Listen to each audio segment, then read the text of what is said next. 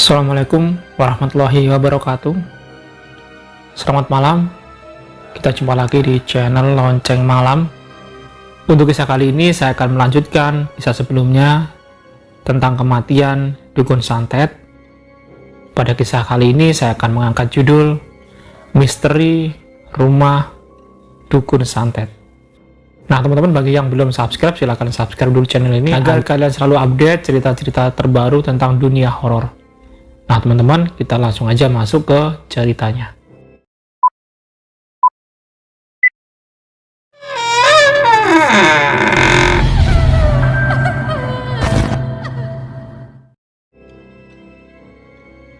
Singkat cerita, sejak kematian Mbah Karso, rumah Mbah Karso bisa dikatakan seketika sepi, dengan tidak ada satupun yang berani menempati.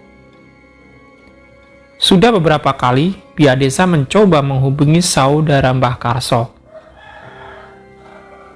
tapi semuanya seolah tidak mau peduli dengan rumah Mbah Karso yang waktu itu sudah semakin terlihat seram menjadi-jadi.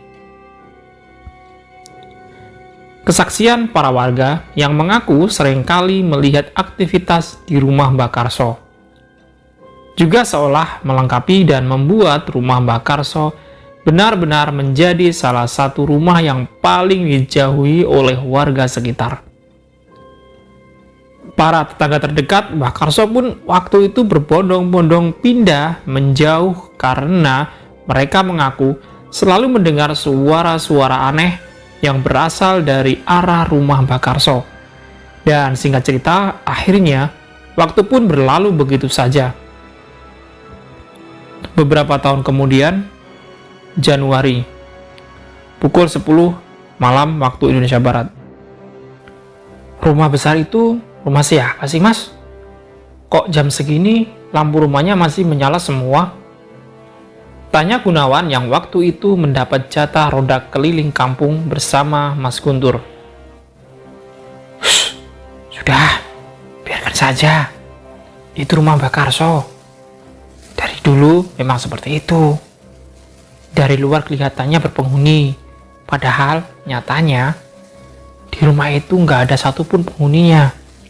Jawab Mas Guntur dengan menyeret tangan Gunawan agar dia tidak terus memperhatikan rumah Mbah Karso. Tapi sayangnya belum cukup jauh Gunawan dan Mas Guntur melangkah pergi. Tiba-tiba mereka dikejutkan dengan adanya suara teriakan yang terdengar jelas dari arah rumah Mbah Karso. Tolong! Tolong! Tolong! Mendengar hal itu, tentu saja Gunawan dan Mas Guntur seketika terdiam dengan telinganya yang terus mendengarkan suara teriakan tersebut. Ada suara orang minta tolong, Mas. Aduh, bagaimana ini? Ayo Mas, kita lihat. Ajak Gunawan tegas. Sudah, jangan dihiraukan. Ayo pergi saja, jawab Mas Guntur. Karena Gunawan tidak mau membantah ucapan Mas Guntur, akhirnya Gunawan pun mengikuti ucapan Mas Guntur untuk tidak menghiraukan suara teriakan tersebut dan memilih untuk pergi. Keesokan harinya, pagi itu seperti biasanya. Setelah sarapan dan sebagainya, Gunawan telah bersiap untuk berangkat kerja. Meski matanya masih mengantuk karena semalam dia ronda sampai larut malam. Hati-hati loh mas, matamu merah banget tuh. Kalau masih ngantuk, jangan masuk kerja dulu deh. Kamu istirahat aja, ucap Lili, istri Gunawan.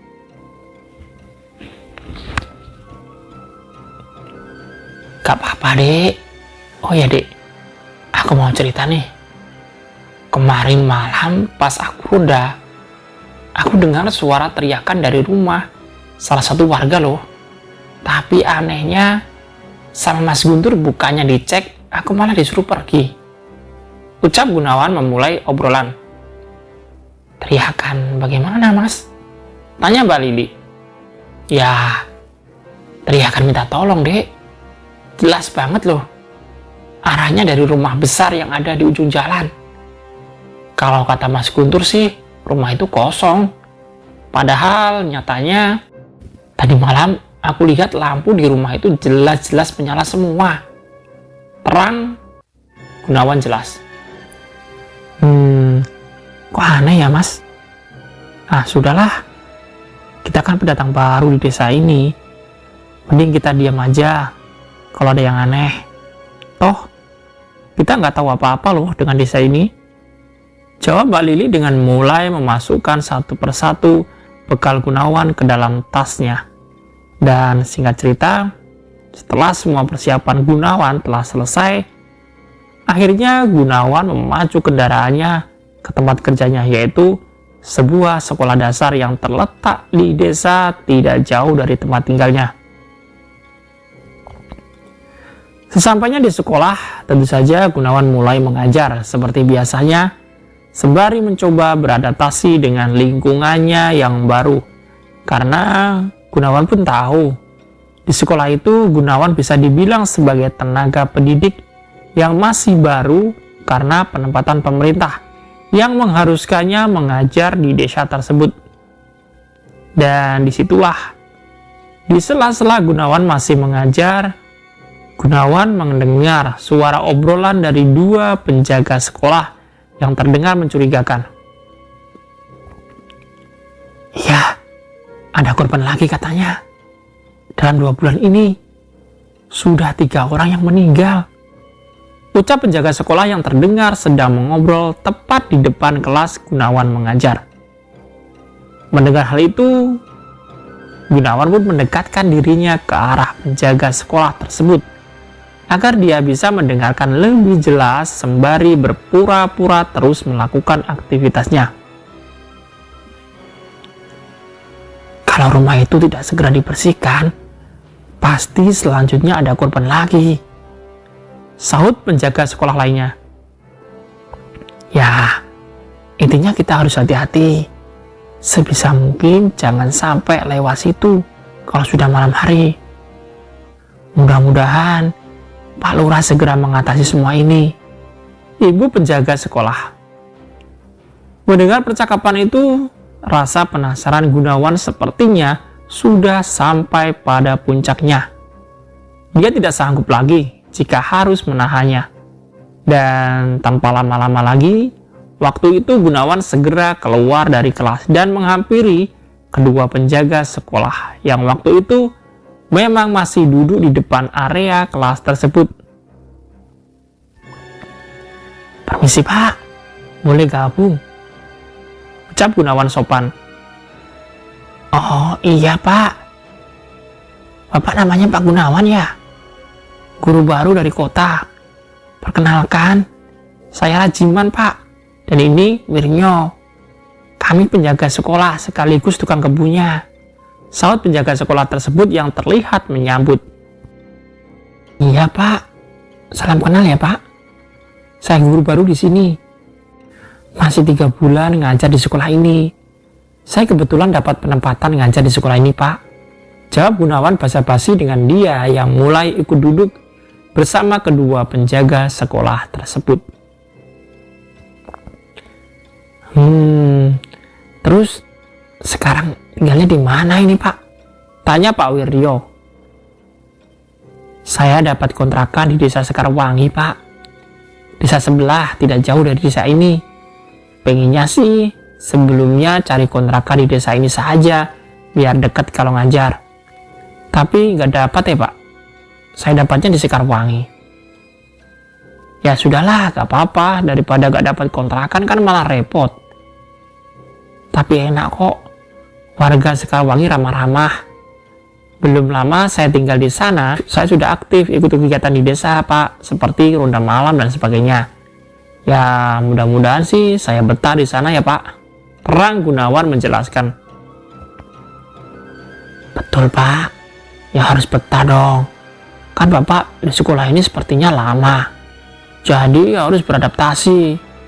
Tapi tenang saja Pak. Warga yang tinggal di sekitar sini semuanya ramah kok Pak.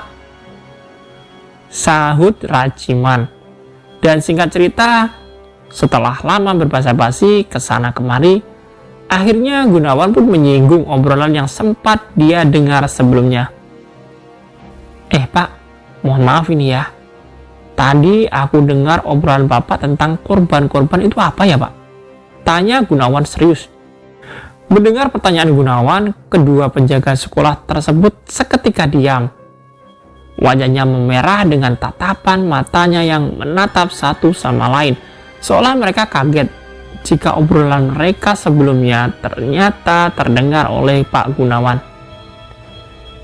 Dan karena kedua penjaga sekolah tersebut merasa jika sudah terlanjur terdengar, akhirnya mereka pun bersedia menceritakan walau hanya sedikit.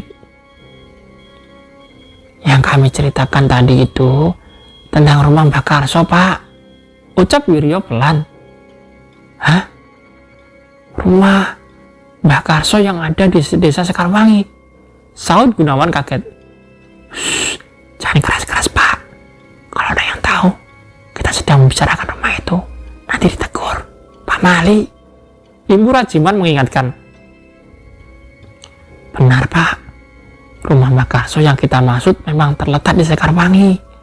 Bahkan sepertinya setiap hari jika Bapak pulang pergi sekolah ini pasti juga melewatinya. Terang Rajiman. Ada apa, Pak, dengan rumah Mbak Karso? Kan rumah itu rumah kosong, kan? Jawab Gunawan. Jadi begini, Mbak Karso bisa dikatakan sebagai sejarah kelam desa Sekarwangi, Pak. Sebenarnya dulu semasa hidupnya Mbak Karso dianggap sebagai dukun hebat desa Sekarwangi dan desa sekitarnya, termasuk desa ini. Banyak warga yang sering berkunjung ke rumah Mbak Karso untuk berobat, menyembuhkan penyakitnya seperti santet, guna-guna, dan lain sebagainya. Ucap Wiryo memulai ceritanya. Namun sayangnya, ketika Mbak Karso jatuh sakit, semua anaknya tidak mau mendekat dan menolongnya. Rumor yang beredar, semua itu dilakukan anak-anaknya karena mereka sakit hati dengan Mbak Karso. Ada juga yang bilang karena rebutan harta warisan dan sebagainya. Ya, meski kami tidak tahu pastinya, tapi kabar yang beredar memang seperti itu, umbar Rajiman. Tapi kalau memang anak Mbak Karso berebut harta warisan, seharusnya rumah Mbak Karso sekarang nggak kosong. Seperti itu kan, Pak? Pasti ada yang menempati. Saud Gunawan menanyakan. Nah, itu masalahnya, Pak. Kring. Belum selesai mereka berbicara, tiba-tiba bel sekolah berbunyi keras menandakan jika waktu itu jam sudah menunjukkan pukul 12 siang, yang artinya semua murid harus segera dipulangkan. Mendengar hal itu, tentu saja obrolan Gunawan dengan kedua penjaga sekolah pun terhenti. Kedua penjaga sekolah pun bergegas pergi dengan sedikit memberikan pesan kepada Pak Gunawan agar dia tetap berhati-hati jika melewati area rumah Mbak Karso di malam ataupun di siang hari. Sudah ya, Pak, kapan-kapan kita sambung lagi. Yang penting, jika lewat rumah Mbak Karso hati-hati. Jangan menoleh dan jangan hiraukan jika ada apapun. Soalnya sudah banyak korban. Ucap Wiryo dengan langkah kakinya yang mulai menjauh pergi. Mengetahui semua itu, Gunawan pun hanya diam dengan kembali melakukan aktivitasnya dan mencoba melupakan semuanya. Pukul 16.30 waktu Indonesia Barat. Pekerjaannya sedang banyak-banyaknya membuat Gunawan waktu itu pulang telat, tidak seperti biasanya, bahkan hingga pukul 5 sore lebih. Gunawan terlihat baru saja selesai dan mengunci pintu kantor sekolahnya. Namun anehnya, ketika baru saja keluar dari area sekolahnya, pandangan Gunawan tiba-tiba teralihkan dengan adanya kakek tua yang terlihat sedang duduk menatapnya. Kakek tua tersebut berada tidak jauh dari tempatnya, dengan baju khas Jawa yang dikenakannya. Mengetahui hal itu, Gunawan pun melontarkan senyumannya dengan mencoba segera bergegas pulang ke rumahnya. Karena dia pun tahu, selain waktu sudah menjelang malam, Gunawan terus memikirkan istrinya yang sendirian di rumah menunggunya. Dan singkat cerita, Gunawan pun segera menyalakan motornya dan pergi meninggalkan sekolahnya. Tapi anehnya, belum lama Gunawan pergi meninggalkan area sekolahnya. Tiba-tiba Gunawan diberhentikan oleh nenek-nenek tua yang terlihat ingin menumpang kendaraannya. "Nah, boleh numpang," ucap nenek-nenek tersebut pelan. Dan tanpa pikir panjang, Gunawan pun mempersilahkan nenek-nenek tersebut untuk naik ke atas kendaraannya. "Mau kemana, Nek?" ucap Gunawan dengan mulai menjalankan kendaraannya. "Ke rumah Karso, Nak," sahut nenek-nenek tersebut jelas. Mendengar hal itu, tubuh Gunawan seketika bergetar.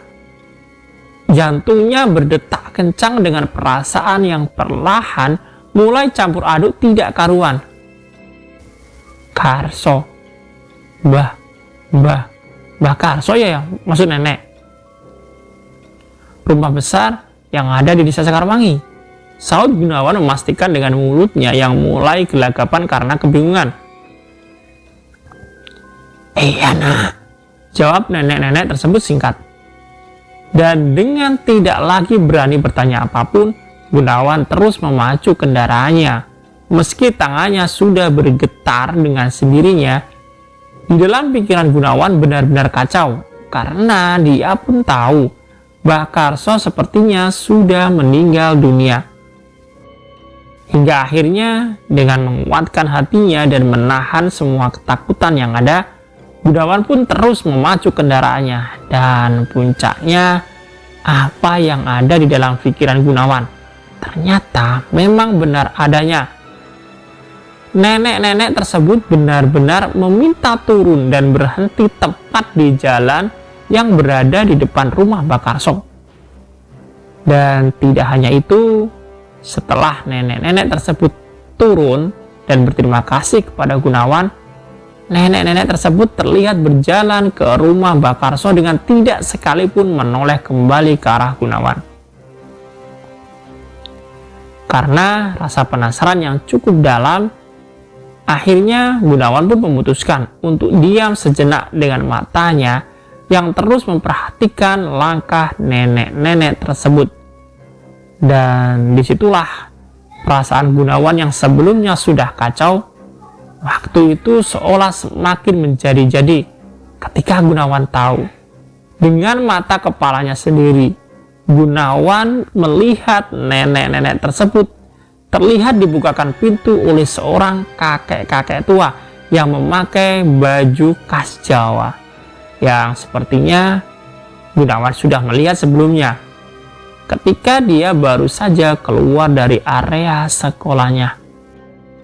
"Loh, itu kan kakek-kakek tadi," ucap Gunawan kaget. Di situ, karena Gunawan tidak mau berlama-lama lagi, akhirnya Gunawan pun segera melanjutkan perjalanannya dengan pikiran yang sudah mulai kemana-mana. Sampainya di rumah, Gunawan hanya diam dengan terus memikirkan kejadian yang baru saja menimpanya. Sepertinya Mbah Karso masih hidup deh, tapi warga sengaja menutup-nutupi. Tapi kalau memang ditutupi, ada masalah apa ya? Waduh, sayangnya aku gak pernah lihat keadaan rumah Mbah Karso waktu siang hari. Mungkin jika aku bisa lihat keadaan rumah Mbah Karso di siang hari, aku akan tahu apa yang sebenarnya terjadi. Masa sih rumah itu kosong? Gak percaya aku. Mending besok aku gak masuk sekolah sajalah, biar aku bisa memastikan bagaimana keadaan rumah Mbah Karso di siang hari. Kalau memang rumahnya benar-benar kosong, berarti nenek-nenek yang bersamaku tadi memang setan. Tapi kalau siang hari ada penghuninya, sepertinya ada yang ditutupi oleh warga desa ini. Sudahlah, mending besok aku lihat sendiri saja. Bila perlu aku besok masuk ke rumah Mbak Karso, pikir Gunawan dengan mulai memejamkan matanya. Keesokan harinya, sesuai rencananya, Gunawan sengaja berpamitan dengan istrinya untuk pergi mengajar. Namun nyatanya, pagi itu dia sudah membulatkan tekadnya untuk mengunjungi rumah Mbah Karso. Dek, kemarin aku bertemu nenek-nenek yang minta antar ke rumah Mbah Karso loh. Jangan-jangan rumah Mbah Karso itu berpenghuni, tapi oleh warga. Semua kenyataannya sengaja ditutupi, ucap Gunawan. Sudah mas, jangan ikut campur. Kita masih baru di sini.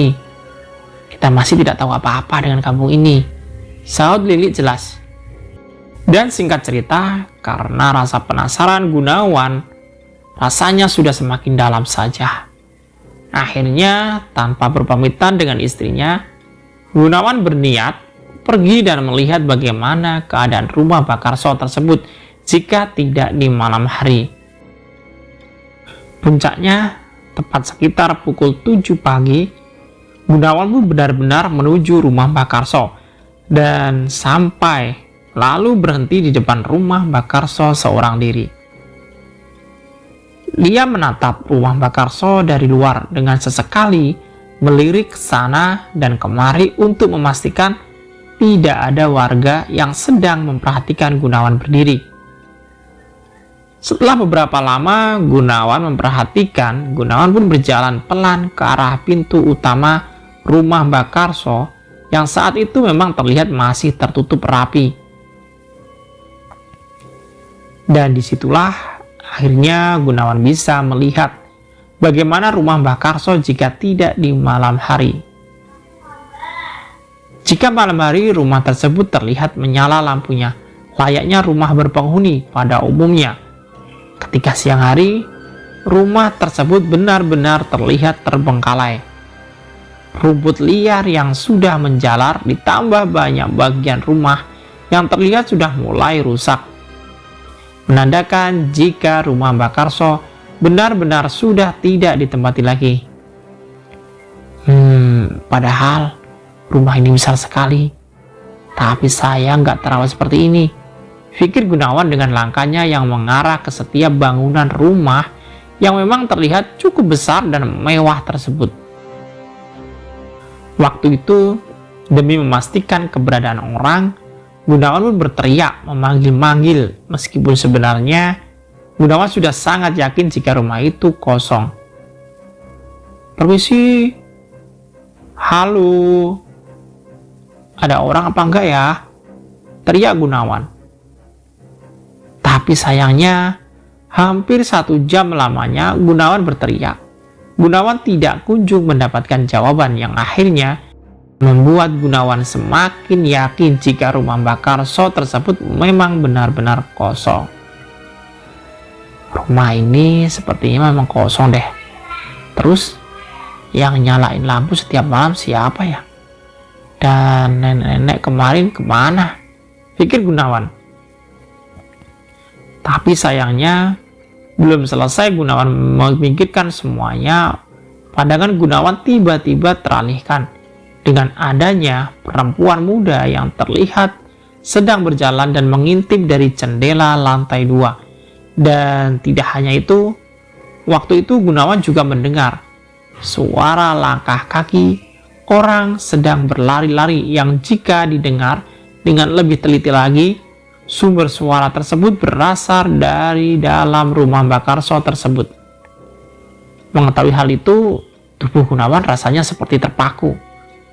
Matanya terbelalak dengan telinganya yang seolah masih tidak percaya dengan apa yang dia dengar. Ditambah beberapa saat setelah itu, pintu utama rumah Mbah Karso yang sebelumnya tertutup rapat, waktu itu terlihat perlahan dibuka oleh seseorang yang ternyata Setelah pintu sudah terbuka lebar, ada seorang nenek tua yang berdiri di baliknya dan menatap ke arah Gunawan.